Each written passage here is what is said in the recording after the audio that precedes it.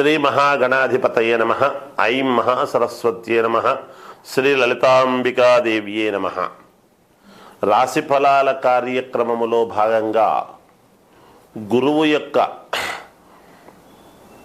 మార్పు వలన, అలాగే కుజుడి యొక్క విధానము వలన ఇప్పుడు 12 రాసుల వాళ్లకు కూడా ఎలా ఉండబోతుంది, ఈ అక్టోబర్ మాసమంతా కూడా అనేటువంటి దాని గురించి నేను తెలియజేస్తూ ఉన్నాను. ఎందుకంటే సరే, గ్రహాలు ఎప్పటికప్పుడు మార్పు అనేటువంటిది సహజం.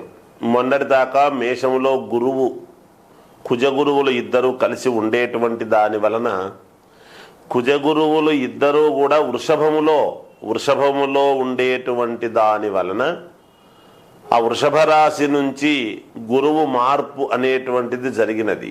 మరి జరిగిన తర్వాత మిగతా వాళ్ళకంతా కూడా ఎలా ఉండబోతుంది అనేటువంటి దాని గురించి ఇప్పుడు మనము అన్ని రాసుల వాళ్లకు కూడా ఒక స్థానము మారేటప్పటికీ ఎవరెవరు ఏ లగ్నములో పుట్టి ఉంటారో ఆ లగ్నాన్ని బట్టి గురువు ఇచ్చేటువంటి యోగాలు, అలాగే కుజుడు వృషభములో ఉండి ఇచ్చేటువంటి యోగాలు, శుక్రుడు స్వక్షేత్రగతుడై ఉండేటువంటి దాని వలన ఎవరెవరికి ఏమిటి, శని వక్రగతిలో ఉండేటువంటి దాని వలన, ఇలా గ్రహస్థితులను బట్టే కదా మనకు ఎప్పటికప్పుడు ప్రతి నెల కూడా సందర్భాన్ని బట్టి గ్రహస్థితులు మారుతూ ఉంటాయి. అందుకనే మన జీవన గమనంలో ఈ నెల ఎలా ఉంది, వచ్చే నెల ఎలా ఉండబోతుంది, గత నెలలో మనకు జరిగినటువంటి ఉపయోగాలు ఏమిటి అని అన్నీ కూడా ఒక్కసారి మనము ఆలోచన చేసుకుంటూ ఉంటాం. అందువలన 12 రాసుల వాళ్లకు కూడా గురువు మిథునములో ఉండేటువంటి దాని వలన మిథునంకు వచ్చినాడు కాబట్టి, మొన్నటిదాకా కుజుడితో వృషభములో కలిసి ఉండినాడు కాబట్టి అప్పుడున్నటువంటి ఫలితాల కంటే ఇప్పుడు ఇంకా యోగవంతమైనటువంటి ఫలితాలు ఏమిస్తాడు. ఏది ఏమైనా వ్యక్తిగతమైనటువంటి జాతకం అనేటువంటిది చాలా అవసరం. ఎందుకంటే రాసుల ప్రకారముగా ఎప్పుడూ కూడా మంచివి. మనం నక్షత్రాన్ని బట్టి వ్యక్తి యొక్క గుణగణాలు అనేటువంటివి తెలుస్తాయి. ఎప్పుడూ కూడా రాసుల ప్రకారముగా ఏమి తెలుస్తుంది, ఎందుకు రాసులు చూసుకోవాలి అంటే మన జీవితంలో జరిగేటువంటి మార్పులు రాసుల ప్రకారముగానే జరుగుతాయి. ఒకసారి పుట్టిన తర్వాత ఆ వ్యక్తి యొక్క గుణగణాలు మారవు కదా. ఆ నక్షత్రాన్ని బట్టి ఆ గుణము మనిషి యొక్క ప్రవర్తన ఇలాగే ఉంటుంది అని తెలుస్తుంది.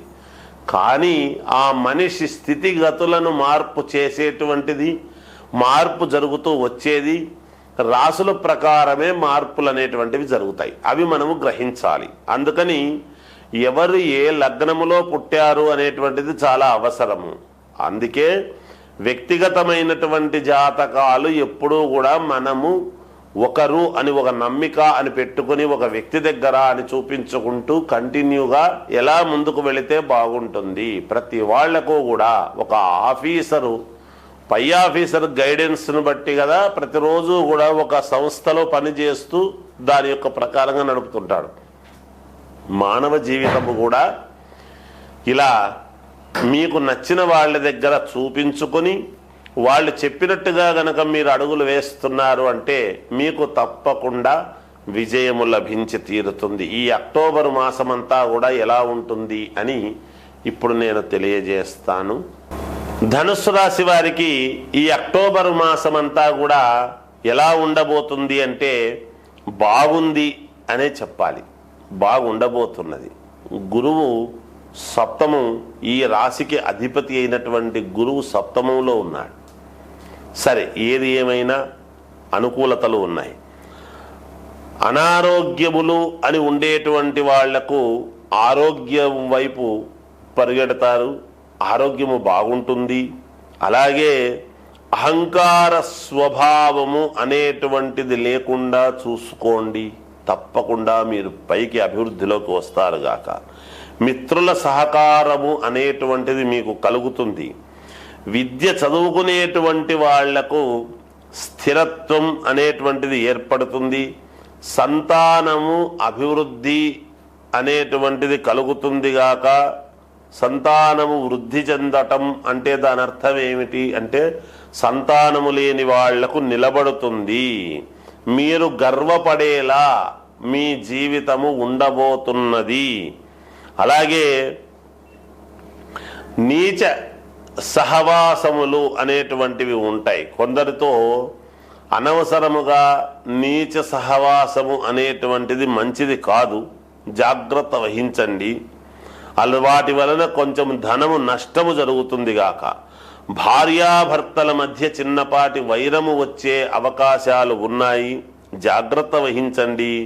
విద్య చదువుకునేటువంటి వాళ్లకు అభివృద్ధి పదములో ముందుకు వెళ్ళండి, సర్వము అనుకూలముగా ఉన్నది. మీరు దాంట్లో మెడల్స్ సాధిస్తారు, ఉత్తీర్ణత సాధిస్తారు, పరీక్షల్లో మంచి మార్కులు సాధించి తీరుతారు గాక.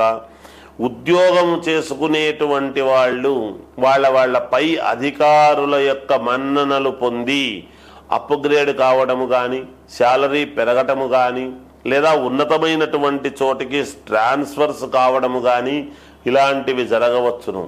అంతేకాకుండా పుణ్యక్షేత్రాల యొక్క సందర్శన, పుణ్యక్షేత్రాలను సందర్శించటము, తద్వారా మీకు యోగము అనుకూలతలు కలగటం లాంటివి ఉంటాయి. వ్యవసాయము చేసుకునేటువంటి వాళ్లకు చాలా అంటే చాలా యోగదాయకముగా ఉన్నది. వ్యాపారాలు చేసుకునేటువంటి వాళ్లకు మరీ అనుకూలతలుగా ఉన్నాయి, మంచి లాభాలు పొందుతారు అనేదే ఉన్నది గాక. మీకు మంచి వాతావరణము, నిజానికి మహాద్భుతమైనటువంటి వాతావరణము ఈ మాసమంతా కూడా కనపడుతూ ఉన్నది. మీరు జాగ్రత్తగా అడుగులు వేసి మీ జీవితంలో ఉన్నతమైనటువంటి స్థితిగతులకు వెళ్ళాలి అని పూర్ణముగా కోరుకుంటూ జయోస్తు. అన్ని రాసుల వాళ్లకు కూడా అక్టోబర్ మాసంలో దసరా పండుగలు వస్తున్నాయి కాబట్టి దసరా పండుగలలో అందరూ మీ పనులు మేలు జరగటానికి, మీరు అనుకున్నటువంటి పనులలో విజయము కలగటానికి, మీకు సర్వము అనుకూలవంతముగా ఉండేటువంటి దానికి మీరు ఒక శ్రీచక్రము అనేటువంటిది ఒక పటము తెచ్చుకోండి ఇంట్లో కొనుక్కొని. ఆ పటాన్ని పసుపు నీళ్లతో శుభ్రముగా తుడిచి, ఆవు పేడ దొరుకుతుంది, గోమయం, ఆవు పేడ తీసుకొని శ్రీచక్రము యొక్క బిందువు పటములో మధ్యలో ఉంటుంది బిందువు అని, ఆ బిందువు దగ్గర ఆ గోమయాన్ని మనము గంధములాగా పెట్టండి. పెట్టిన తర్వాత దాని మీద పసుపు పెట్టి దాని మీద కుంకుమ పెట్టండి.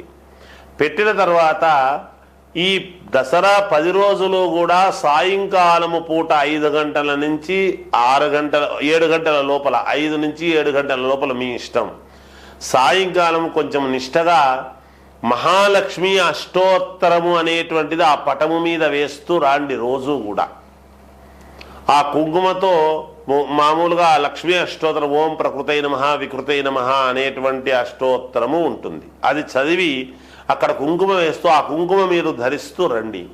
ఈ 10 రోజులు ఆ పని చెయ్యండి. తప్పకుండా మీరు అనుకున్నటువంటి పనులు నెరవేరటానికి మేలు జరుగుతుంది. శ్రీచక్రము అనేటువంటిది మూలము, అమ్మవారి యొక్క మూలదేవత. సర్వదేవతలు శ్రీచక్రములో ఉన్నాయి, అందరు అమ్మవార్లు ఉంటారు అందులో. ఆ పటము తెచ్చుకొని మీరు దేవతాస్థానములో ఉంచుకొని కాస్త శుద్ధిగా ఈ 10 రోజులు గనుక మీరు చేస్తున్నారు అంటే మీకు మేలు జరుగుతుంది అని తెలియజేస్తూ జయోస్తు.